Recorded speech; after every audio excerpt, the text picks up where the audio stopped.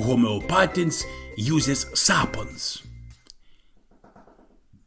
Jau pusę metų pastebėjo, kad perkūniškai trūks spėkos.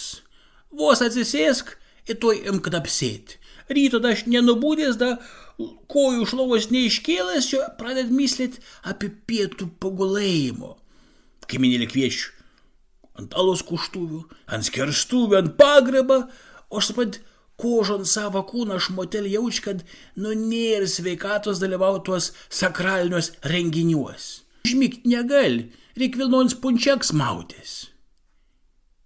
Nieka nebus, Juzelį. Eik arba pas felčerį Grabausko arba ves 4 pos. Aš esu tok nukeipel daugiau nebegyvens. Vienu ryto rėžė man Zosytę. Šiaip aišku pamislės, jeigu būtų vasara, taip sakant, gerb pagad, pasilsait nuo savo gyvenimą moteris bambėjimą, būtų možon visos tos 4 pasaulio pusės, bet dabar vidury žiemos, taip sakant, jokios akvatos zilioti. Grabausks ilgai minkė mano pilvo, tampė paks, stuksena par sulenkto kojos sąnarį, paskui atsikosė, taip gėlė atsidūsai pasakė: Jūze, pasidaryk kraują tyriams. Diev mano švenčiaus, už ko tu iš manęs mano vyro atim? Puolai ašas Zosytė, irgi mat, kartą buvo atvažiavus su manim. Nekriok, čia tik elementaras kraują tyriams, dagi gal kažkiek gyvens. Rameno Zosytinas, teisybė pasaks, labiau ramenos pats savo.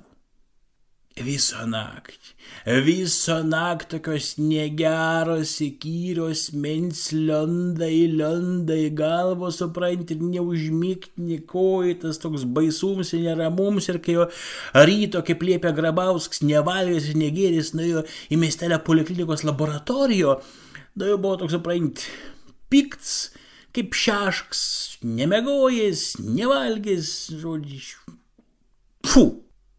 Kraują aš teisybę pasakys nebėjo, žinokit. Kai būdavo gyvus, toks jau pagarsėjęs pasvalio kraštą kiaulių pjoviks Kurliansks, aš tai paimdavo kiaulų papjovės aliumin pudelį, pasisemdavo šviežią šiltą kraują, gurt ir išgerdavo.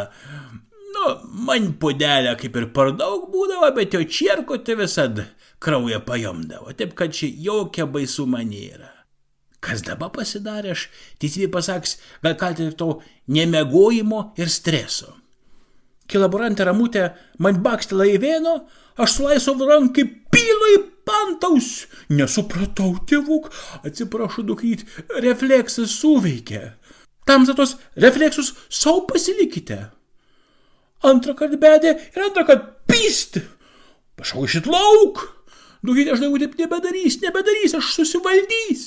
Teisybė pasaks nebedariu, nes kad jau būtų garantuota, tai nieko blogo nepadaryčiau, taip jau trečią antusę nebūtų, tai liepiu savo laisvo ranko priišti prie kėdės. Net krauju paėmė, dar vienos bemiegės naktį sužinojo diagnozę. Mažakraujystė. Hibištvai rogėsi. Iš kur? Ašgi kiaulės mėso kaip duonų kasdienė iš žlamščių. Klemenciuką čia meryčiam reguliariai užgeri. Iš kur šitą mažakraujystę dabar atsirado? Grabauskas prisakė vartoti daug geležies turinčių produktų ir išrašė visokiausių maistą papildų. Po tokių stresų vaikščiot po krautos, vaikščiot po vaistins, aš neturėjau nei sveikatos, nei norate, įsiunčia Zosytę, kad nupirktų visų tų gyvybiškai svarbių dalykų, kad vėl jaučias žvals į Matsons. Zosytė išėjo. Aš patogiai įsitaisiu ant dapčianą, pamislėjau, kad ramiai pamegos, bet tik kur tu velns, moterė grįža, bet kaip ir gerokai ankst grįža. Juozelė, aš ten kojų pastatys. Sakau, kad aš da visai nenupuolu nuo tų kojų, tu man geriau kraujų pastiprink, nupirka tų vitaminų, kur felčers liepia. Pūtė tavo vitaminai. Greičiau 100-metę Teofilę Karolinę pagimdės, negu aš leis 40 eurų dėl kažkokio šūdą kraują stiprinimą.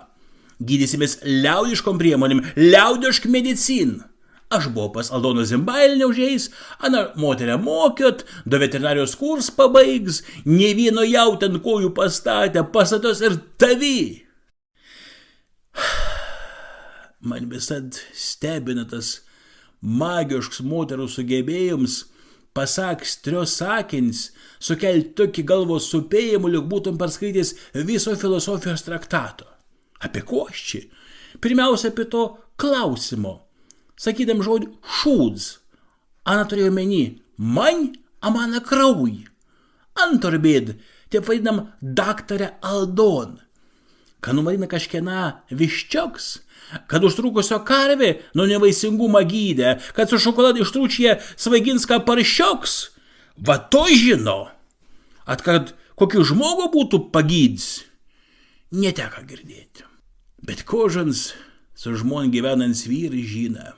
Lengviau priversti Nemuno tekėti kito pusė, negu moterį pakeis savo nuomonę. Susitaikio ir aš. Tyliai sukalbėjo tėvę mūsų, paskambins Klemenciuk, pasakė tuos vietas, kur pakavotos, nususytės, taip sakant, sutaupytus pinigėlį, bei taurus aukšto oktaninį skaičių turins gėrimą, ir atsidavė įgydans žmonelės ranks. Iš pradžių gėrio džiovintų dilgėlių arbato. Nuo jos man išbėrė tokias gražiais vengriškų žinelių globus spalvos spuogas.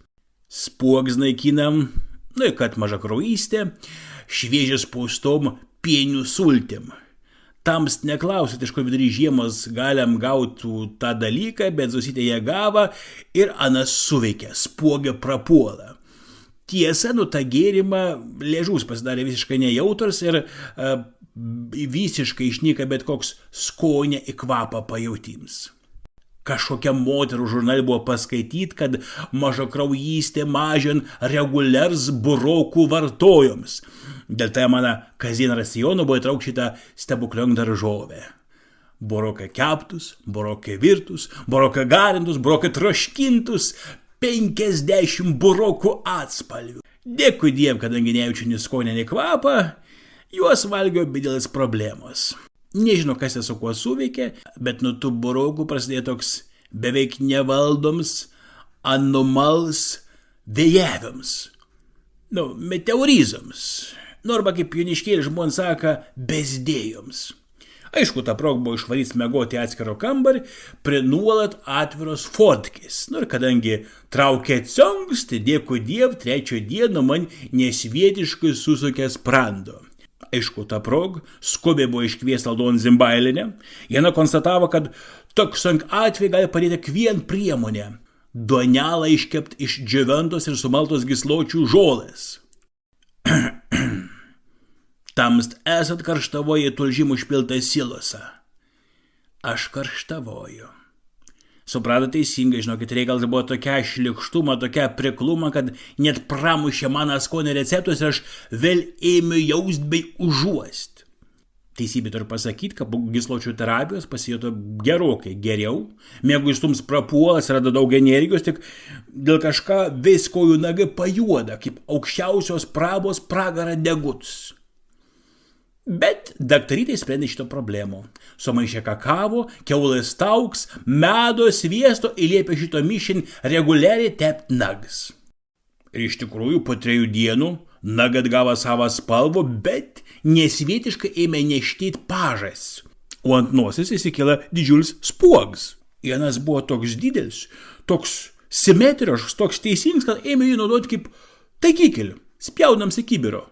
Nikato neprašojo pro šoną, žinokit. Po tada gėrio karštą vandenį užplikyts surūdijo ščvieks. Kaip Aldon sakė, kad gaučia daugiau grynos nesusintetintos geležės. Bet maždaug 4 dieną pradėti navat nesukt veido, į to terapiją mes nutraukėm. Ir paskutinė gydymo korekcijai – pien tušintų, džiovintais dobilų žiedais paskanintų morkų valgioms. Poveiks fantastiškas, nieko nebeskaud, viskas lyg, viskas gražu, viskas tenkamos spalvos, energijos tiek, kad kaip viesuls laksto klausyk, net kaimynai mano žvitrumą pavydžiai. Pas daktaras labiškai nebuvo nuėjęs, daug kraujo tyrimą nepridavė, bet aš tiek, kad kai tik pasibaigs tas 6 paro tronkans, stebėtinai reguliarus, kas 12,5 minučių prasidedants triedims, ir aš galės nueiti ne tik nuo lovos iki būdelės užkūtis, aš analios takrą priduos, gal net laborantės ramutės nemoš.